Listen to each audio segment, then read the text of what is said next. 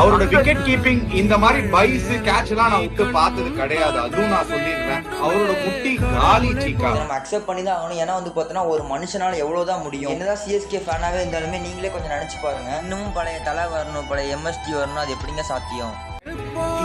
He is actually struggling to walk to the door, to open the door because his knee is completely gone. லீக்லயே அவர் வந்து பார்த்தீங்கன்னா best wicket keeper. அதுவும் இல்லாமல் சிஎஸ்கேக்கா honour 5 cup வாங்கி கொடுத்துருக்காரு. அவரை மாதிரி ஒரு கேப்டனே கிடையாது. இதுக்கு மேலே வந்து பார்த்தோன்னா அவர்கிட்ட நம்ம என்ன எதிர்பார்க்க முடியும்? 43 வயசு ஆயிடுச்சு. உடனே இப்போ நீங்கள் சச்சினோட கம்பேர் பண்ணுவீங்க.